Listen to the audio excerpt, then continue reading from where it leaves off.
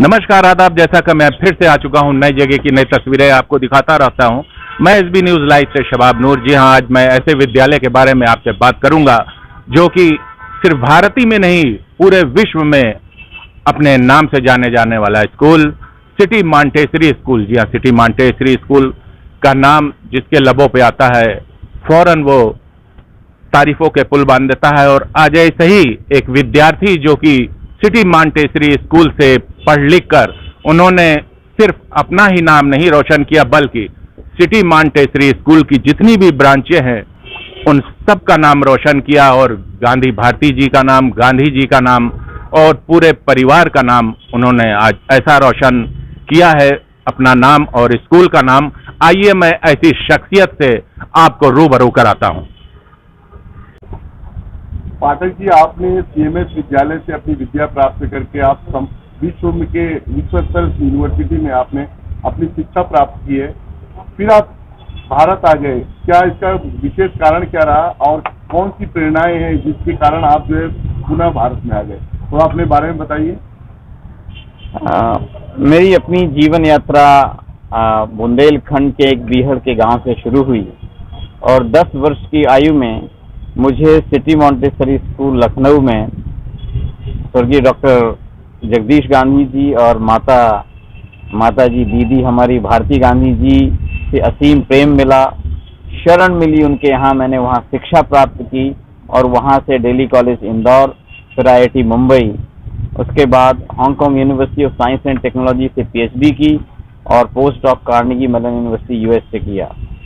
2007 में मैं स्वामी विवेकानंद, गांधी जी और भारत के अमर शहीद क्रांतिकारियों के जीवन से बहुत प्रेरित हुआ और मुझे लगा कि मैं अमेरिका के विलासपूर्ण जीवन जीना कोई विशेष रोचक नहीं है और मैंने भारत में सेवा का व्रत लिया और गांधी के त्याग और बलिदान से जो उन्होंने संपूर्ण जीवन जिया उससे प्रेरित होकर 2007 अपने गांव लौटा और बीहड़ और गरीबी में दबे हुए गांव के उत्कर्ष के लिए सेवा का कार्य शुरू किया।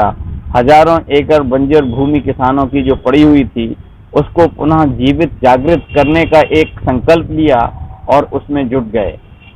हमारे परिवार, माता पिता सबने बराबर का सहयोग दिया और आज वह एक ऑर्गेनिक फूड फॉरेस्ट के रूप में वहां जीवंत है।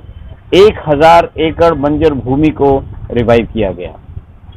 साथ में शिक्षा के लिए बच्चों के अंदर छोटे से ही संस्कार मिलें, उस भावना को लेकर उनके अंदर आध्यात्मिक विकास हो, एक गुरुकुल की स्थापना की जिसमें जिस तरह चाणक्य ने चंद्रगुप्त को गढ़ा था उसी तरह इन छोटे बच्चों को इस राष्ट्र के उत्कर्ष के लिए गढ़ने का बड़ा संकल्प है और उस संकल्प के साथ हम लगातार कार्य कर रहे हैं। यहाँ पर आज सिटी मॉन्टेसरी में आना हुआ और भारती दीदी के साथ सानिध्य हुआ तो पुनः वह पुरानी यादें आ गईं कि आज से लगभग 40 वर्ष पहले दीदी ने जो हमें सहयोग दिया और हमारी जीवन यात्रा में एक बड़ा योगदान है उनका। तो यह जो पूरी यात्रा है और जो भारत लौटने का संकल्प है वह संकल्प उसी तरह है जैसे कि पत्तियां पेड़ से गिरकर अपनी जड़ों में दफन हो जाती हैं। हमारे जीवन का उद्देश्य भी अपने राष्ट्र के लिए संपूर्ण जीवन देना ही है। पाठक जी, जिस तरह से आपने अपनी जीवनी बताई कि मैं कहाँ से कहाँ एजुकेशन प्राप्त करके कहाँ से भारत लौटा, भारत के किस राज्य में आपने इस तरह की जो है यूनिवर्सिटी स्थापित की है या करने का आपका जो है लक्ष्य है और राज्य सरकार की क्या मदद मिल रही है आपको, खासकर कितने बड़े संघर्ष, कितने बड़े प्रयास को लेकर। इस समय विश्व का पहला जल विश्वविद्यालय जिसमें जल पर आधारित शिक्षा, शोध और सामाजिक कार्य होंगे वह जल विश्वविद्यालय बुंदेलखंड की जल संतापित भूमि पर स्थापित करने जा रहे हैं हमीरपुर जिले में और उसके लिए भूमि का संचय हो चुका है और उसका जो रजिस्ट्रेशन है वो सरकार के पाले में है। कुछ फॉर्मेलिटीज बची हुई हैं, वो पूरी होते हुए वहाँ पर निर्माण का कार्य हम प्रारंभ करेंगे। सरकार की तरफ से अपेक्षा है कि सरकार जल जैसे सेंसिटिव इशू पर अपनी रहमत दिखाए और सहयोग के लिए खड़े हो, कानूनी दावपेच और सरकारी पॉलिसीज में फंसाकर हमारी फाइलों को इधर उधर ना करें। भारत में युवाओं के पास इंटेलेक्चुअल स्किल बहुत है, लेकिन वो अधिकतर जो है नौकरियों के लिए अपनी जो है निस्तारित करते हैं। ऐसे में आप उन युवाओं को, खासकर जो भारत के असट हैं, उनको क्या मैसेज देना चाहेंगे? क्योंकि आपने बहुत बड़ा सेक्रीफाइस किया है कि आप एक डेवलप्ड नेशन से फिर हम उसी देश में आए हैं जिस देश से आपका जुड़ाव है। ठीक बात है। मैं भारत को अंडर डेवलप नहीं मानता हूं, क्योंकि यहाँ की संस्कृति, यहाँ की बुद्धिमत्ता, विजडम है जो, वो श्रेष्ठ है। पूरे विश्व में हमारी संस्कृति श्रेष्ठ है, क्योंकि हमारे यहाँ त्याग बलिदान के आधार पर ही हमारे परिवार और संस्कार और समाज जीवंत है। परंतु औद्योगिकीकरण के कारण और भारत का जो 1000 वर्ष का इतिहास रहा है, उसमें हमें नौकरी करने की ही एक तरह की आदत सी लग गई है। इसीलिए यहाँ के लोग नौकरी करना चाहते हैं, जबकि हमारे यहाँ कहा जाता था कि उत्तम खेती मध्यम बान, निषद चाकरी भीख निदान। ये भारत की कहावतें हैं और इनमें एक बहुत गहरा आध्यात्मिक संदेश भी है कि जब व्यक्ति अपना कार्य करता है, अपने इंटरेस्ट के साथ करता है, तो वह राजा होता है, सम्राट होता है अपनी व्यवस्था का। हम चाहते हैं कि जो युवा है वो सम्राट बनने की सोचे, ना कि नौकर बनने की।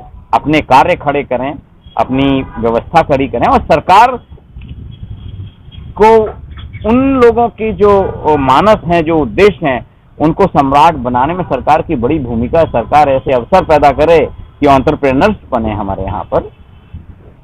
आज आप जो है सीएमएस विद्यालय में आए हैं, खासकर जिस तरह से आपकी विद्या की जो शुरुआत है वो इसी स्कूल से हुई है, तो आप जो है इस स्कूल में जब आए हैं, खासकर भारती गांधी जी का आशीष लेने के लिए, कैसा महसूस कर रहे हैं? यहाँ पे भारती दीदी के साथ प्रत्येक क्षण आनंद का क्षण है, प्रत्येक क्षण वात्सल्य का क्षण है, प्रत्येक क्षण एक ऐसी अभिभूति का क्षण है जहाँ पर हम संतृप्तता महसूस करते हैं। एक फुलफिलमेंट है जीवन का। जब पुनः बच्चा पूरे यहाँ से भटक के अपनी माँ की गोद में आता है, उसे जो अनुभूति होती है, ऐसी ही अनुभूति मैं दीदी के साथ बैठ के कर रहा हूँ। हमारे बीच भारती गांधी जी भी हैं। मैडम, कैसा महसूस कर रहे हैं कि आपके विद्यालय का शिष्य आज जो है विश्व स्तरीय जो है जर्नी करके फिर पूरा भारत में आके भारत के विकास की बात कर रहा है, भारत को किस तरह से सशक्त बनाया जाए और सक्षम बनाया जाए, उसमें जो है कार्यरत है? कैसे देखती हैं? और हमारे पास अनेकों छात्र हैं जो एलुमनाई कहलाते हैं, करीब 40,000 के करीब हैं। उनमें से एक ये इकलौते हैं जो कि इतनी बड़ी यूनिवर्सिटी में प्रोफेसर हैं, गॉथेनबर्ग यूनिवर्सिटी स्वीडन में, जी, वो भी क्लाइमेट के। और इन्होंने सिटी मॉन्टेसरी स्कूल में जो शिक्षा प्राप्त की, वो भी इनके पिता का और इनका बहुत ही दृढ़ निश्चय था। जब ये आए तो प्रार्थना असेंबली चल रही थी हमारी जी, उस जमाने में 1985 में। तो उसमें इनके पिताजी ने कहा कि मैं इस बच्चे को लाया हूँ, इसे आपको पढ़ाना है। मैंने इनका 4वीं में दाखला कर लिया और इनके पिताजी भी गांव से आए थे, तो हमने कहा आप क्या कर सकते हैं, आप तो शायद माली का काम कर लेंगे।